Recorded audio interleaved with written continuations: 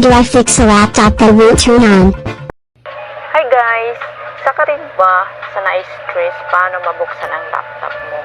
As in, gusto mo talaga siyang gamitin kasi kailangan mo talaga siyang gamitin. Tapos ganito ang mangyayari. As in po talaga, hindi na po talaga siya mag-o-open. Nakaka-stress guys. Parang gusto mo na siyang pupukpukin. Ang hirap talaga mag-open. Naranasan niyo na rin po ba na ganito yung laptop? Pag gusto niyo po siyang i-open, pero ang ingay-ingay po niya, as in, kaka-stress siya, napaka-ingay. Kahit pinipindot-pindot mo pa siya, ang ingay-ingay. Struggle is real talaga to guys. So first, ang ginawa ko is inopen ko siya ulit. Ang ingay po talaga, nakakahiya sa kapitbahay. A few moments later. Click the start button.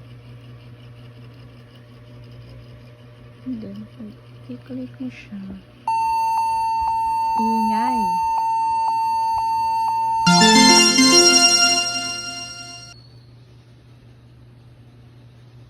Yan na po. Please wait.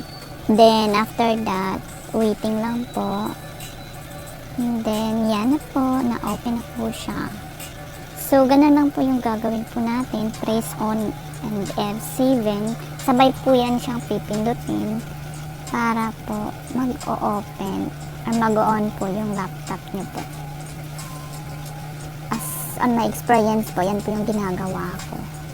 Then, effective naman po siya. Open naman po siya. Waiting lang po. It's you and me, ay, it's what you need, ay. I got it now.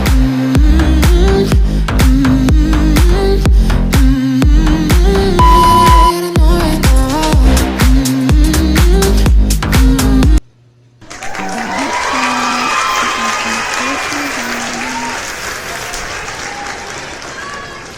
So guys, ayan na po, na-open na po natin, pero naka-freeze po siya, means hindi po siya nagalaw. So ang gagawin po natin para po siya gagalaw is don't forget to click F and key. So yan, para po magagamit yun na po yung laptop. Thanks for watching guys, and see you on my next vlog. Have a nice day. That's all. Bye bye.